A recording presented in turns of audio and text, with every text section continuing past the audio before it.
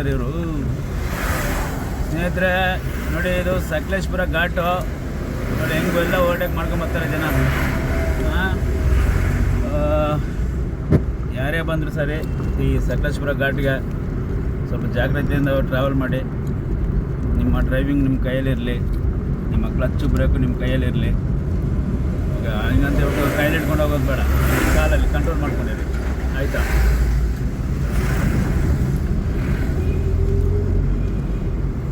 ನೋಡಿ ಎಂಥ ಘಾಟ್ ಇದು, ಭಯಂಕರ ಘಾಟ್ ಇದೆಲ್ಲ. ಲಾರಿಗಳೆಲ್ಲ ಹಂಗಂಗೆ ನಿಂತ್ಕೊಂಡವೆ.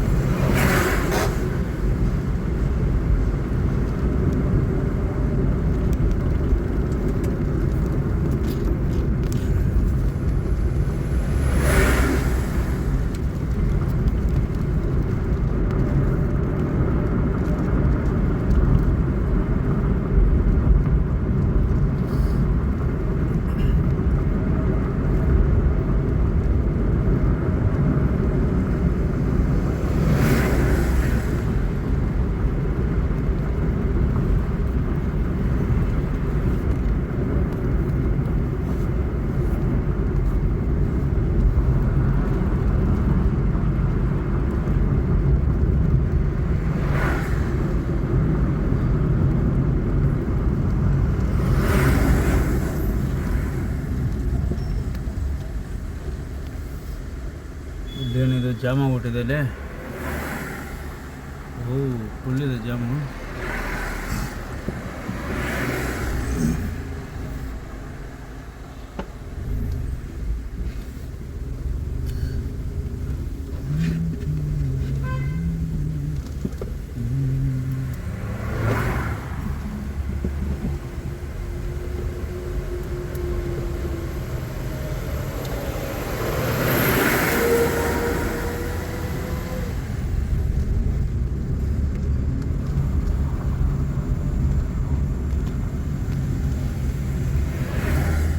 ನೆಟ್ವರ್ಕು ಸಿಗ್ತಲ್ಲ ಅದರಲ್ಲಿ.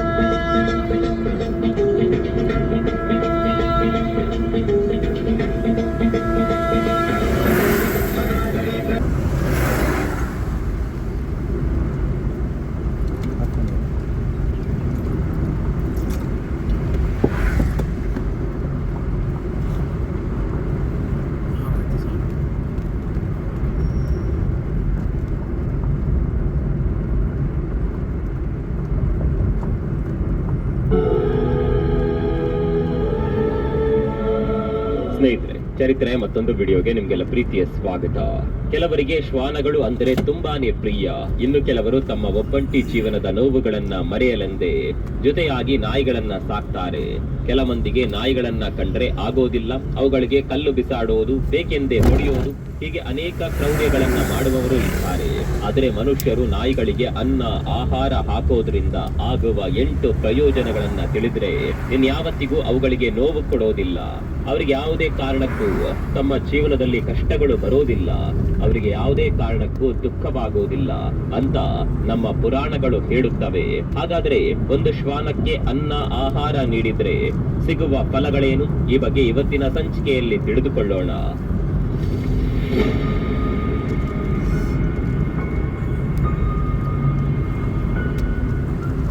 ಸ್ನೇಹಿತರೆ, ಹಿಂದೆ ಗುರುಗಳ ಹತ್ತಿರ ಒಬ್ಬ ಶಿಷ್ಯ ಬಂದು, ಗುರುದೇವ, ನನ್ನ ಮನಸ್ಸಿನಲ್ಲಿ ಒಂದು ಸಂದೇಹವಿದೆ. ಎಲ್ಲರೂ ನಾಯಿಗಳಿಗೆ ಅನ್ನ ಆಹಾರ ಹಾಕುತ್ತಿದ್ದಾರೆ, ಎಲ್ಲರೂ ನಾಯಿಗಳಿಗೆ ಅನ್ನ ಆಹಾರ ಹಾಕುತ್ತಿರುತ್ತಾರೆ. ಹೀಗೆ ಶ್ವಾನಗಳಿಗೆ ಉಣಬಡಿಸಿದ್ರೆ ಇದರಿಂದ ಮಾನವರಿಗೆ ಯಾವ ರೀತಿಯ ಪ್ರಯೋಜನಗಳು ಆಗುವುದು ಅಂತ ಕೇಳ್ತಾನೆ. ಆಗ ಗುರುಗಳು, ಮಾನವರು ನಾಯಿಗಳ ಹೊಟ್ಟೆ ಹಸಿವು ನೀಗಿಸೋದ್ರಿಂದ ಒಂದಲ್ಲ 8 ಪ್ರಯೋಜನಗಳ ಬಗ್ಗೆ ಮನುಷ್ಯರು ತಿಳಿದುಕೊಂಡ್ರೆ ಅವರ ಜೀವನ ಧನ್ಯವಾಗುತ್ತದೆ, ಜೀವನದಲ್ಲಿ ಹೆಚ್ಚಿನ ಸುಖವನ್ನ ಅನುಭವಿಸುತ್ತಾರೆ. ಇದಕ್ಕೆ ಸಂಬಂಧಿಸಿದ ಒಂದು ಸಣ್ಣ ಕಥೆಯನ್ನ ಹೇಳುತ್ತೇನೆ, ಜಾಗ್ರತೆಯಿಂದ ಕೇಳು. ಈ ಕಥೆಯಲ್ಲಿ ನಾಯಿಗಳಿಗೆ ರೊಟ್ಟಿ ಹಾಕೋದ್ರಿಂದ ಆಗುವ 8 ಪ್ರಯೋಜನಗಳನ್ನ ಹೇಳುತ್ತೇನೆ. ಈ ಕಥೆ ಪ್ರತಿಯೊಬ್ಬರನ್ನ ಆಲೋಚಿಸುವ ರೀತಿಯಲ್ಲಿ ಮಾಡುತ್ತೆ ಎಂದು ಹೇಳುತ್ತಾ ಕಥೆ ಶುರು ಮಾಡ್ತಾರೆ ಗುರುದೇವ. ಒಂದು ಊರಿನಲ್ಲಿ ಒಂದು ಕಪ್ಪು ಬಣ್ಣದ ನಾಯಿ ಇತ್ತು. ಅದು ತುಂಬಾ ಮೃದು ಸ್ವಭಾವದ ಅಮಾಯಕವಾದ ನಾಯಿಯಾಗಿತ್ತು. ಆ ಶ್ವಾನ ಪ್ರತಿದಿನ ಊರಿನ ಪ್ರತಿಯೊಂದು ಮನೆಯ ಮುಂದೆ ಹೋಗಿ ಹಸಿವಿನಿಂದ ಮನೆಯ ಬಾಗಿಲನ್ನೇ ನೋಡ್ತಾ ಇತ್ತು. ಆದ್ರೆ ಆ ನಾಯಿಗೆ ಆ ಊರಿನಲ್ಲಿ ಯಾರು ಕೂಡ ಒಂದು ತುಂಡು ರೊಟ್ಟಿಯ ತುಂಡನ್ನ ಕೂಡ ಹಾಕೋದಿಲ್ಲ. ಇನ್ನು ಹಸಿವು ತಾಳಲಾರದೆ ಊರಿನ ಸುತ್ತ ತಿರುಗುತ್ತಾ ಊರ ಹೊರಗಡೆ ಇದ್ದ ಆಶ್ರಮಕ್ಕೆ ಬರುತ್ತದೆ. ಅಲ್ಲಿ ಒಬ್ಬ ಸಾಧುಗಳು ಕಂಡಿದ್ದನ್ನ ನೋಡಿ ಅವರ ಬಳಿ ಹೋಗಿ ಈ ನಾಯಿ ಕೂಡ ಕುಳಿತುಕೊಳ್ಳುತ್ತದೆ. ಮಾತ್ಮನಾದ ಆ ಸಾಧುಗಳು ತುಂಬಾ ದುಃಖದಿಂದ ಕುಳಿತಿದ್ದ ನಾಯಿಯನ್ನ ನೋಡಿ, ಏನಾಯಿತು? ಊರನ್ನ ಬಿಟ್ಟು ಇಲ್ಲಿಗೇಕೆ ಬಂದಿರುವೆ? ಇಲ್ಲಿ ನಿನಗೆ ಯಾವ ಆಹಾರ ಸಿಗುತ್ತೆ? ಯಾಕೆ ಅಷ್ಟೊಂದು ದುಃಖವಾಗಿರುವೆ ಎಂದು ಕೇಳುತ್ತಾರೆ. ಆ ಸಾಧು ಶ್ವಾನದ ಬಳಿ ಪ್ರೀತಿಯಿಂದಲೇ ಕೇಳಿದ್ರಿಂದ ಆ ಶ್ವಾನ ತನ್ನ ಮನಸ್ಸಿನಲ್ಲಿದ್ದ ದುಃಖವನ್ನ ತಡೆಯಲಾರದೆ ಸಾಧುಗಳ ಹತ್ತಿರ ಹೀಗೆ ಹೇಳುತ್ತಂತೆ, ಮಹಾತ್ಮ, ನೀವು ಮಹಾಜ್ಞಾನಿಗಳು, ನೀವು ಸಕಲ ಜೀವಿಗಳ ಮೇಲೆ ಪ್ರೀತಿಯನ್ನ ತೋರಿಸುತ್ತೀರಿ, ಆದರೆ ನನ್ನ ಬಾಧೆಯನ್ನ ನೀವು ಅರ್ಥ ಮಾಡಿಕೊಳ್ಳುತ್ತೀರಿ ಎಂದು ಹಸಿವಿನಿಂದ ನಿಮ್ಮ ಬಳಿ ಬಂದಿರುವೆ ಎಂದು ಆ ಶ್ವಾನ ಹೇಳುತ್ತೆ. ಆಗ ಸಾಧು ಆ ನಾಯಿಗೆ ಒಂದು ರೊಟ್ಟಿಯನ್ನ ಕೊಡುತ್ತಾರೆ. ಅಷ್ಟೊಂದು ದೊಡ್ಡ ಊರಿನಲ್ಲಿ ನಿನಗೆ ತಿನ್ನಲು ಒಂದು ರೊಟ್ಟಿಯನ್ನ ಕೂಡ ಯಾರು ನೀಡಲಿಲ್ಲವೇ ಎಂದು ಕೇಳುತ್ತಾರೆ. ಆಗ ಆ ಶ್ವಾನ ಅಳುತ್ತಾ, ಮಹಾತ್ಮ, ಏನೆಂದು ಹೇಳಲಿ ನಮ್ಮ ಕಷ್ಟಗಳನ್ನ? ನಮ್ಮದು ದುರದೃಷ್ಟಕರ ಜೀವನ, ನಮಗೆ ಯಾವುದೇ ರೀತಿಯ ಮನೆಯ ಆಶ್ರಯ ಇರೋದಿಲ್ಲ, ಸಂಪಾದಿಸಿಕೊಂಡು ತಿನ್ನೋದು ನಮ್ಮ ಕೈಯಲ್ಲೇ ಆಗದೇ ಇರುವ ಕೆಲಸ, ನಮಗೆ ಬಟ್ಟೆಗಳನ್ನ ಹಾಕಿಕೊಳ್ಳಲು ಬರೋದಿಲ್ಲ, ಮಳೆಗಾಲದ ಮಳೆಯಲ್ಲಿ, ಚಳಿಗಾಲದ ಚಳಿಯಲ್ಲಿ, ಬೇಸಿಗೆ ಕಾಲದ ಬಿಸಿಲಿನಲ್ಲಿ ಬಳಲುತ್ತಾ ಬದುಕುತ್ತೇವೆ. ಮಹಾತ್ಮ, ನಮಗೆ ಓದಿನ ಬಗ್ಗೆ ಜ್ಞಾನ ಇರೋದಿಲ್ಲ, ನಿಮ್ಮ ಹಾಗೆ ಜನರ ಬಳಿ ಮಾತನಾಡಲು ಬರೋದಿಲ್ಲ, ನಮ್ಮ ಕಷ್ಟಗಳನ್ನ ಯಾರಿಗೂ ಹೇಳಲಾಗುವುದಿಲ್ಲ, ಒಂದು ವೇಳೆ ನಾವು ಹೇಳಿದ್ರೂ ಕೂಡ ಮನುಷ್ಯರಿಗೆ ನಮ್ಮ ಭಾಷೆ ಅರ್ಥವಾಗುವುದಿಲ್ಲ. ಇದೆಲ್ಲವೂ ನಮ್ಮ ದೌರ್ಭಾಗ್ಯ. ನಿಮ್ಮ ಹಾಗೆ ನಮಗೂ ಕೂಡ ಹಸಿವಾಗುತ್ತೆ, ಯಾವುದೇ ರೀತಿಯ ಗಾಯವಾದರೆ ನಿಮ್ಮಂತೆ ನಮಗೂ ಕೂಡ ನೋವಾಗುತ್ತದೆ, ನಮ್ಗೆ ನಿಮ್ಮ ಹಾಗೆ ಅಳು ಕೂಡ ಬರುತ್ತದೆ. ಕೇವಲ ಈ 3 ವಿಷಯಗಳಲ್ಲಿ ಮಾತ್ರ ನಾವು ನೀವು ಸಮಾನರು. ಈ ಪರಮಾತ್ಮ ಈಶ್ವರನು ಕಷ್ಟ ಅನುಭವಿಸಲು ಈ ಜನ್ಮವನ್ನ ನಮ್ಗೆ ನೀಡಿದ್ದಾರೆ. ನಾವು ಸ್ವತಂತ್ರ್ಯವಾಗಿ ಬದುಕಲಾಗುವುದಿಲ್ಲ. ಖಚಿತವಾಗಿಯೂ ನಾವು ಮಾನವರ ಮೇಲೆ ಅವಲಂಬಿತವಾಗಿ ಜೀವನ ಸಾಗಿಸಲೇಬೇಕು. ಮನುಷ್ಯರ ಮನೆಯಿಂದ ಒಂದು ಜನನವಾದರೆ ಒಂದು ಹಬ್ಬದ ರೀತಿಯಲ್ಲಿ ಆಚರಿಸ್ತಾರೆ. ನಾವು ಹುಟ್ಟಿದ್ರೆ ಯಾರು ಸಂತೋಷ ಪಡ್ತಾರೆ? ನಾವು ಹುಟ್ಟಿದಾಗ ನಾನು ಮಲಗಿದ್ದ ಜಾಗ ಬೆಚ್ಚಗೆ ಮೃದುವಾಗಿತ್ತು. ಆ ಸಮಯದಲ್ಲಿ ಚಳಿ ಆಗುತ್ತಿರಲಿಲ್ಲ. ಆಗ ನಾನು ಯಾವುದೋ ದೊಡ್ಡ ಮನೆಯಲ್ಲಿ ನನ್ನ ಜನ್ಮವಾಗಿದೆ ಎಂದು ಅಂದುಕೊಂಡೆ. ನಾನು ಕಣ್ಣು ತೆರೆದು ನೋಡಿದಾಗ ನನಗೆ ಅರ್ಥವಾಯಿತು, ನನ್ನ ತಾಯಿ ನನ್ನ ಜೊತೆಯಲ್ಲಿ ಹುಟ್ಟಿದ 5 ಮಕ್ಕಳನ್ನ ಎದೆಗೆ ಅಪ್ಪಿಕೊಂಡು ಮಲಗಿದ್ದಳು. ನಾವು 5 ಮಂದಿ ಅಣ್ಣ ತಮ್ಮಂದಿರು. ನನ್ನನ್ನ ಬಿಟ್ಟು ನನ್ನ ಜೊತೆಯಲ್ಲಿ ಹುಟ್ಟಿದ ಎಲ್ಲರೂ ಕೆಂಪಗೆ ಬಿಳಿಯಾಗಿ ಚೆನ್ನಾಗಿದ್ರೆ ನಾನು ಮಾತ್ರ ಕಪ್ಪಾಗಿರುವೆ. ಎಲ್ಲರಿಗಿಂತಲೂ ನಾನೇ ಚಿಕ್ಕವನು. ನಾವು ಹುಟ್ಟಿದ 2 ದಿನಕ್ಕೆ ನಮ್ಮ ತಾಯಿ ಭೋಜನ ತರಲು ನಮ್ಮನ್ನ ಬಿಟ್ಟು ಹೋಗಿದ್ದಳು. ತಮಗೆ ಹಾಲು ಕೊಡಬೇಕೆಂದ್ರು ಅವಳು ಕೂಡ ಏನಾದ್ರೂ ಆಹಾರ ತಿನ್ನಬೇಕಲ್ಲವೇ? ಆಹಾರಕ್ಕಾಗಿ ಬೀದಿ ಬೀದಿ ತಿರುಗುತ್ತಿದ್ದಳು. ನಾವು 5 ಮಂದಿ ಅಣ್ಣ ತಮ್ಮಂದಿರು. ಅವಳ ಮೇಲೆ ಅವಲಂಬಿತವಾಗಿದ್ದೆವು. ನನ್ನ ತಾಯಿ ತುಂಬಾ ಕಷ್ಟಪಟ್ಟರು. ಒಂದು ದಿನ ಆಹಾರ ಸಿಕ್ಕರೆ ಇನ್ನೊಂದು ದಿನ ಆಹಾರವೇ ಸಿಗುತ್ತಿರಲಿಲ್ಲ. ಆದ್ರೆ ನಮ್ಮನ್ನ ಮಾತ್ರ ತುಂಬಾ ಜಾಗ್ರತೆಯಿಂದ ಕಾಪಾಡಿಕೊಳ್ತಾ ಇದ್ಲು. ಯಾರನ್ನ ಕೂಡ ನಮ್ಮ ಹತ್ತಿರಕ್ಕೆ ಬರೋದಕ್ಕೆ ಬಿಡ್ತಾ ಇರ್ಲಿಲ್ಲ. ಎಷ್ಟೇ ಆದ್ರೂ ತಾಯಿ ಪ್ರೀತಿಯಲ್ಲ. ಆತ್ಮ ನಮ್ಮ ತಾಯಿ ರಾತ್ರಿಯೆಲ್ಲ ಎಚ್ಚರವಾಗಿದ್ದು ಊರಿನ ಒಳಗೆ ಯಾರಾದರೂ ಹೊಸಬರು ಬಂದ್ರೆ ಬೊಗಳುತ್ತಾ ಎಲ್ಲರನ್ನೂ ಎಚ್ಚರವಾಗುವಂತೆ ಮಾಡುತ್ತಿದ್ದಳು. ಅಷ್ಟೇ ಅಲ್ಲದೆ ಊರಿನ ಹೊರಗಡೆ ಇರುವ ಬೆಳೆಗಳನ್ನ ಕೂಡ ಪ್ರಾಣಿಗಳಿಂದ ಕಾಪಾಡ್ತಾ ಇತ್ತು. ಅಷ್ಟೊಂದು ಉಪಕಾರ ಮಾಡುತ್ತಿದ್ದರು ನನ್ನ ತಾಯಿಗೆ ಆ ಊರಿನವರು ಆಹಾರವನ್ನ ಕೂಡ ಸರಿಯಾಗಿ ಕೊಡ್ತಾ ಇರಲಿಲ್ಲ. ಹಸಿವನ್ನ ತಡೆಯಲಾರದೆ ಮನೆಯ ಮುಂದೆ ಬಂದು ಬೊಗಳುತ್ತಿದ್ದರೆ ಕೆಲವು ಜನ ನನ್ನ ತಾಯಿಯನ್ನ ದೊಣ್ಣೆಗಳಿಂದ ಅಟ್ಟಾಡಿಸುತ್ತಾ ಹೊಡೆಯುತ್ತಿದ್ದರು. ಇನ್ನು ಆ ದಿನ ಹಸಿವಿನಿಂದಲೇ ಇರುತ್ತಿದ್ದಳು. ಮಹಾತ್ಮ, ನಿಮ್ಮ ಹಾಗೆ ನಮಗೂ ಕೂಡ ಹೊಟ್ಟೆ ಇದೆ, ನಮಗೂ ಕೂಡ ಹಸಿವಾಗುತ್ತದೆ. ನಮ್ಮ ತಾಯಿಗೆ ಮಕ್ಕಳ ಬಗ್ಗೆ ಚಿಂತೆಯೂ ಕೂಡ ಇತ್ತು. ದುಃಖದಲ್ಲಿ ಇದ್ರೂ ಕೂಡ ಎಷ್ಟೇ ಅತ್ತರೂ ಕೂಡ ನಮ್ಮನ್ನ ಯಾರು ಕೇಳುವವರು ಇರಲಿಲ್ಲ. ಇನ್ನು ಕೊನೆಯದಾಗಿ ಹಸಿವನ್ನ ತಾಳಲಾರದೆ ಮನೆಯ ಒಳಗೆ ಹೋಗಿ ಆಹಾರವನ್ನ ಕಳ್ಳತನ ಮಾಡಬೇಕಾದ ಪರಿಸ್ಥಿತಿ ಆಕೆಯದ್ದು. ಆ ದಿನ ಏನಾದರೂ ತಿನ್ನಲು ಅಲ್ಲಿ ಸಿಕ್ಕರೆ ಸ್ವಲ್ಪ ತಿಂದು ನಮಗಾಗಿ ತೆಗೆದುಕೊಂಡು ಬರುತ್ತಿದ್ದಳು. ಕಳ್ಳತನ ಮಾಡುವಾಗ ಸಿಕ್ಕಿಕೊಂಡರೆ ಜನರು ದೊಣ್ಣೆಯಿಂದ ಅಟ್ಟಾಡಿಸಿ ಹೊಡಿತಾ ಇದ್ರು. ಆ ನೋವನ್ನ ಭರಿಸಲಾಗದೆ ರಾತ್ರಿ ಪೂರ್ತಿ ಅಳುತ್ತಿದ್ದಳು. ಹೇ ಮಹಾತ್ಮ, ನಮ್ಮ ತಾಯಿ ಅಂತಹ ದೊಡ್ಡ ತಪ್ಪು ಏನು ಮಾಡಿದ್ದಾಳೆ? ಆಹಾರವನ್ನಲ್ಲವೇ ಕಳ್ಳತನ ಮಾಡಿದ್ದು. ನಾವು ಕಳ್ಳತನ ಮಾಡುವುದು ಹಣಕ್ಕಾಗಿ ಅಲ್ಲ, ಕೇವಲ ಒಂದು ಸಮಯದ ಹೊಟ್ಟೆ ತುಂಬ ಊಟಕ್ಕಾಗಿ. ಮಹಾತ್ಮ, ಒಂದು ದಿನ ವಿಪರೀತವಾದ ಮಳೆ ಬಂದಿತು. ಅದರ ಜೊತೆಗೆ ವಿಪರೀತ ಚಳಿ. ಆ ಚಳಿ ಮಳೆಯನ್ನ ತಡೆದುಕೊಳ್ಳಲಾರದೆ ಒಂದೇ ದಿನ ನನ್ನ 3 ಸಹೋದರರು ಸತ್ತು ಹೋದ್ರು. ಸತ್ತು ಹೋದ ಮಕ್ಕಳನ್ನ ನೋಡಿ ನನ್ನ ತಾಯಿ ದುಃಖದಿಂದಲೇ ಅಳುತ್ತಾಳೆ. ಆದರೆ ಆ ದುಃಖವನ್ನ ಯಾರು ಕೇಳುತ್ತಾರೆ? ಯಾಕಂದ್ರೆ ಸತ್ತು ಹೋಗಿದ್ದು ಮಾನವರಲ್ಲ ಅಲ್ಲವೇ? ನಾವಿಬ್ಬರು ಅಣ್ಣ ತಮ್ಮಂದಿರೇ ಉಳಿದಿದ್ದೆವು. ಅಮ್ಮ ನಮ್ಮಿಬ್ಬರನ್ನ ತುಂಬಾ ಚೆನ್ನಾಗಿ ನೋಡಿಕೊಳ್ತಾ ಇದ್ಲು. ನಾವು ನಮ್ಮ ಅಮ್ಮನ ಹಿಂದೆ ತಿರುಗುತ್ತಿದ್ದೆವು. ಒಂದು ದಿನ ಊರಿನ ದೊಡ್ಡ ವ್ಯಾಪಾರಿಯ ಮನೆಯಲ್ಲಿ ದೊಡ್ಡದಾಗಿ ಭೋಜನವನ್ನ ತಯಾರು ಮಾಡ್ತಾ ಇದ್ರು. ಬಗೆ ಬಗೆಯ ತಿನಸುಗಳನ್ನ ಮಾಡಿಸ್ತಾ ಇದ್ರು. ಆ ಮನೆಗೆ ತುಂಬಾ ಮಂದಿ ಸಂಬಂಧಿಕರು ಕೂಡ ಬರ್ತಾ ಇದ್ರು. ಆ ಮನೆಯಲ್ಲಿ ಏನಾದ್ರೂ ತಿನ್ನಲು ಸಿಗಬಹುದೇ ಎಂದು ಆ ಮನೆಯ ಸುತ್ತ ತಿರುಗುತ್ತಲೇ ಇದ್ದೆವು. ಆದ್ರೆ ಅಲ್ಲಿ ಇರುವವರು ನನ್ನ ತಾಯಿಯನ್ನ ನೋಡಿದ ಕೂಡಲೇ ಓಡಿಸುತ್ತಿದ್ದರು.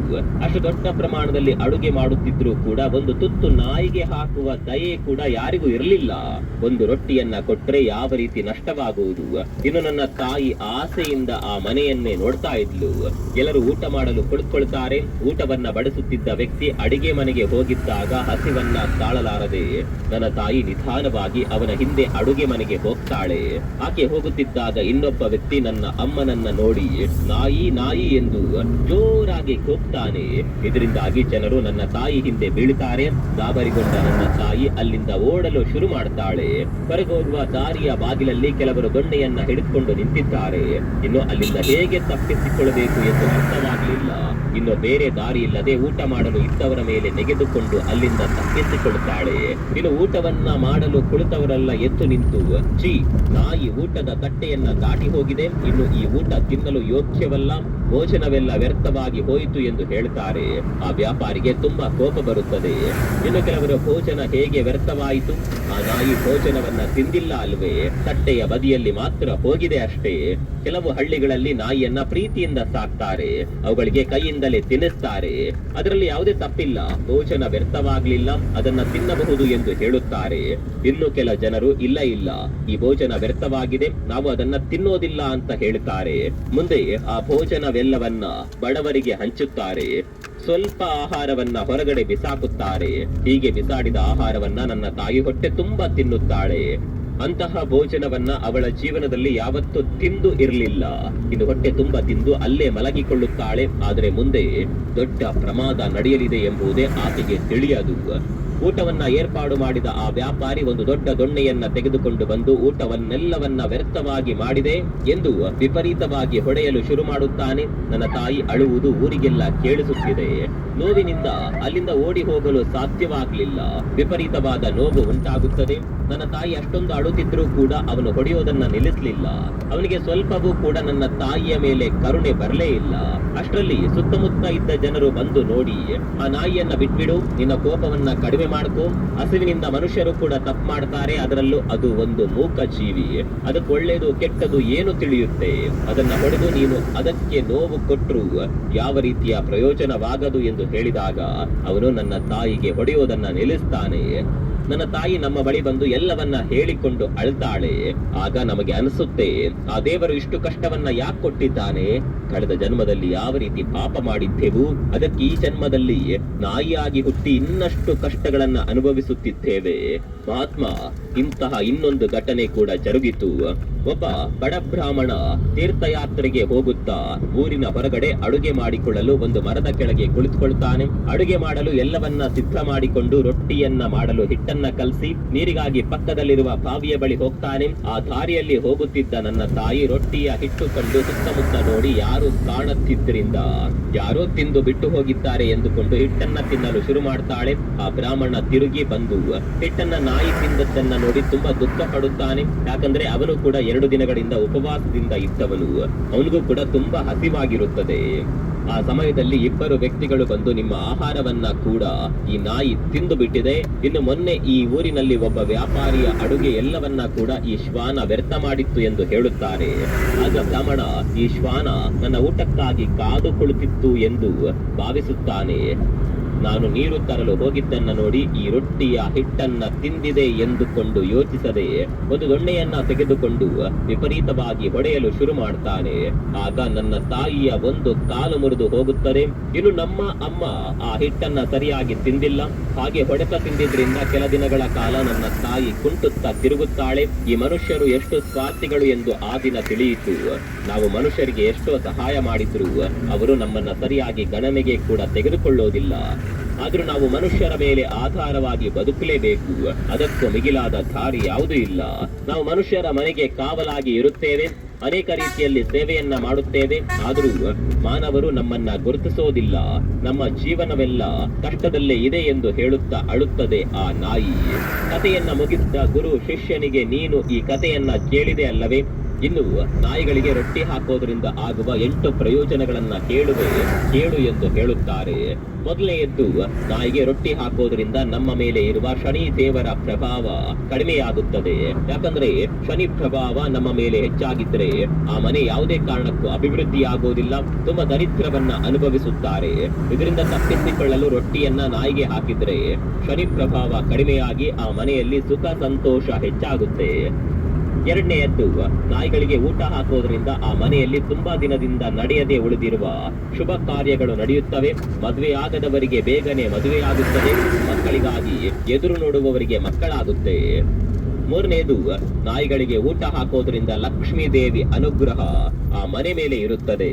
ಲಕ್ಷ್ಮೀ ದೇವಿ ಪ್ರಸನ್ನವಾದರೆ ಆ ಮನೆಯಲ್ಲಿ ಆರ್ಥಿಕವಾಗಿ ವೃದ್ಧಿಯಾಗುತ್ತದೆ. ನಾಲ್ಕನೆಯದು, ಸಾಲದ ಬಾಧೆಯೂ ಇರೋದಿಲ್ಲ. ತುಂಬಾ ಕಾಲದಿಂದ ಇರುವ ಸಾಲಗಳು ಕೂಡ ಮುಗಿದು ಹೋಗಿ ಆರ್ಥಿಕವಾಗಿ ಅಭಿವೃದ್ಧಿಯಾಗುತ್ತಾರೆ. ಐದನೆಯದು, ನಾಯಿಗಳಿಗೆ ಬೆಳಗ್ಗೆ ಮತ್ತು ಸಾಯಂಕಾಲ ಸ್ವಲ್ಪ ಆಹಾರವನ್ನ ಕೊಡೋದ್ರಿಂದ ಅವರ ವ್ಯಾಪಾರದಲ್ಲಿ ನಷ್ಟ ಬಾರದೇ ಇರುತ್ತದೆ, ಅವರ ವ್ಯಾಪಾರದಲ್ಲಿ ವೃದ್ಧಿಯಾಗುತ್ತದೆ. ಆರನೆಯದು, ಬೆಳಗ್ಗೆ ಆಹಾರವನ್ನ ಹಾಕೋದ್ರಿಂದ ಆಯಸ್ಸು ಹೆಚ್ಚಾಗುತ್ತೆ, ಆರೋಗ್ಯ ಸಮಸ್ಯೆಗಳು ಹೆಚ್ಚಾಗಿ ಕಾಡೋದಿಲ್ಲ. ಏಳನೇದು, ನಾಯಿಗಳಿಗೆ ರೊಟ್ಟಿಯನ್ನ ಹಾಕೋದ್ರಿಂದ ಮಾಡಬೇಕೆಂದ ಕೆಲಸಗಳು ಬೇಗನೆ ಮಾಡ್ತಾರೆ. ನಮ್ಮ ಮನಸ್ಸಿನಲ್ಲಿ ಯಾವಾಗಲೂ ಒಳ್ಳೆಯ ಆಲೋಚನೆಗಳೇ ಬರುತ್ತವೆ. ಇನ್ನು ಕೊನೆಯದಾಗಿ, ಮೂಕ ಜೀವಿಗಳಿಗೆ ಆಹಾರವನ್ನ ಹಾಕೋದ್ರಿಂದ ಭಗವಂತನ ದೃಷ್ಟಿ ನಮ್ಮ ಮೇಲೆ ಬೀಳುತ್ತದೆ. ಯಾಕಂದ್ರೆ ಭಗವಂತನಿಗೆ ಸಮಸ್ತ ಜೀವಿಯ ಮೇಲೆ ಕರುಣೆ ಇರುತ್ತದೆ. ಆದ್ರಿಂದ ಮೂಕ ಜೀವಿಗಳಿಗೆ ಆಹಾರವನ್ನ ಹಾಕಿದವರಿಗೆ ಆ ಭಗವಂತ ರಕ್ಷಣೆಯನ್ನ ನೀಡುತ್ತಿರುತ್ತಾನೆ. ಅವರಿಗೆ ಯಾವುದೇ ರೀತಿಯ ಕಷ್ಟ ಬಾರದಂತೆ ನೋಡಿಕೊಳ್ಳುತ್ತಾನೆ. ಅಷ್ಟೇ ಅಲ್ಲದೆ ಮೂಕ ಜೀವಿಗಳಿಗೆ ಆಹಾರವನ್ನ ಹಾಕೋದ್ರಿಂದ ನಮಗೆ ತಿಳಿಯದೆ ಮಾಡಿರುವ ಪಾಪಗಳಿಗೆ ಪ್ರಾಯಶ್ಚಿತ್ತವಾಗುವುದು, ಮಾಡಿರುವ ಪುಣ್ಯದ ಕೆಲಸ ಸುಮ್ಮನೆ ಹಾಗೆ ಹೋಗೋದಿಲ್ಲ, ಯಾವುದೋ ರೀತಿಯಲ್ಲಿ ಖಚಿತವಾಗಿ ನಮ್ಮ ಬಳಿ ಬಂದು ಸೇರುತ್ತದೆ. ಹಾಗೆಯೇ ಮೂಕ ಜೀವಿಗಳನ್ನ ಯಾರು ಹೊಡೆಯುತ್ತಾರೋ ಅವರ ಜೀವನದಲ್ಲಿ ತುಂಬಾ ಕಷ್ಟಗಳನ್ನ ಅನುಭವಿಸುತ್ತಾರೆ. ಗಾಯವಾದ ನಾಯಿಗೆ ಯಾರು ಚಿಕಿತ್ಸೆ ನೀಡುತ್ತಾರೋ ಅವರ ಮೇಲೆ ಅಶ್ವಿನಿ ದೇವತೆಗಳು ಪ್ರಸನ್ನವಾಗುತ್ತಾರೆ. ಹೀಗೆ ಈ ಗುರುಗಳು ಆ ಶಿಷ್ಯರಿಗೆ ಎಲ್ಲವನ್ನ ವಿವರಿಸ್ತಾರೆ. ಸ್ನೇಹಿತರೆ, ಮೂಕ ಪ್ರಾಣಿಗಳ ಮೇಲೆ ಪ್ರೇಮವನ್ನ ತೋರಿಸೋದು ಮಾನವನ ಧರ್ಮವಾಗಿರುತ್ತೆ. ನಮಗೆ ಹಾನಿ ಮಾಡಬೇಕು ಎಂದುಕೊಳ್ಳೋದು ನಾಯಿಯ ಲಕ್ಷಣವಲ್ಲ. ಅದಕ್ಕೆ ಯಾವುದೇ ರೀತಿಯ ಆಹಾರವೂ ಸಿಗದೆ ಎಲ್ಲಿ ಹಸಿವಿನಿಂದ ಸತ್ತು ಹೋಗುತ್ತೇನೆ ಎಂದುಕೊಂಡು ಆ ಭಯದಿಂದ ಮಾನವನ ಮೇಲೆ ದಾಳಿ ಮಾಡುತ್ತದೆ. ಹಿಂದೆಲ್ಲ ನಮ್ಮ ಮನೆಗಳಲ್ಲಿ ನಾಯಿಯನ್ನ ತಮ್ಮ ಮನೆಯ ಸದಸ್ಯನ ರೀತಿ ಸಾಕುತ್ತಿದ್ದರು. ಪ್ರತಿದಿನ ಅವುಗಳಿಗೆ ಹೊಟ್ಟೆ ತುಂಬ ಊಟವನ್ನ ಹಾಕುತ್ತಿದ್ದರು. ಹಾಗೆ ನಾಯಿಗಳು ಸಾಯುವವರೆಗೂ ಆ ಮನೆಯ ಮುಂದೆ ಇರುತ್ತಿದ್ದವು. ಈಗ ನಾಯಿಗಳಿಗೆ ಯಾರು ಕೂಡ ಸರಿಯಾಗಿ ಊಟ ಹಾಕ್ತಾ ಇಲ್ಲ. ಅಂದೆಲ್ಲ ಕುಟುಂಬಗಳು ಕೂಡ ತುಂಬಾ ದೊಡ್ಡದಾಗಿದ್ದವು. ಎಲ್ಲರೂ ಊಟ ಮಾಡಿದ ನಂತರ ಖಚಿತವಾಗಿಯೂ ಸ್ವಲ್ಪವಾದರೂ ಉಳಿಯುತ್ತಿತ್ತು, ಅದನ್ನ ನಾಯಿಗೆ ಹಾಕ್ತಾ ಇದ್ರು. ಈಗ ಕುಟುಂಬಗಳು ತುಂಬಾ ಚಿಕ್ಕದಾಗಿದೆ, ಪ್ರೀತಿಯು ಕಡಿಮೆಯಾಗಿದೆ, ಆಹಾರವೂ ಕೂಡ ಕಡಿಮೆಯಾಗಿದೆ. ಸ್ನೇಹಿತರೆ, ನಾಯಿಗಳನ್ನ ಯಾಕೆ ಸಾಕಬೇಕು, ಅವುಗಳಿಗೆ ಊಟ ಹಾಕೋದ್ರಿಂದ ಯಾವ ರೀತಿ 8 ಪ್ರಯೋಜನಗಳಾಗುತ್ತವೆ, ಒಂದು ವೇಳೆ ನಾಯಿಗಳ ಮೇಲೆ ಹಲ್ಲೆ ಮಾಡಿದರೆ ಯಾವ ರೀತಿ ತೊಂದರೆ ಆಗುತ್ತದೆ ಎಂಬಿತ್ಯಾದಿ ವಿಷಯಗಳ ಬಗ್ಗೆ ಮಾಹಿತಿ ಲಭಿಸಿದೆ ಎಂದು ಭಾವಿಸುತ್ತೇವೆ. ನೀವು ಕೂಡ ನಾಯಿಗಳಿಗೆ ಈ ರೀತಿ ಆಹಾರ ಹಾಕುತ್ತಿದ್ರೆ ಕಮೆಂಟ್ ಮಾಡಿ. ಮತ್ತೊಂದು ವಿಡಿಯೋದಲ್ಲಿ ಸಿಗೋಣ. ಅಲ್ಲಿವರೆಗೂ ನಮಸ್ಕಾರ. ಯಾರು ಮಿಸ್ ಮಾಡಿದೆ, ನಾಯಿಗಳಿಗೆ ಊಟ ಹಾಕಿ. ಎಲ್ಲರೂ ಚೆನ್ನಾಗಿರಿ, ಸುಖವಾಗಿರಿ, ನಾಯಿಗಳನ್ನೂ ಚೆನ್ನಾಗಿ ನೋಡ್ಕೊಳ್ಳಿ. ಬಾಯ್.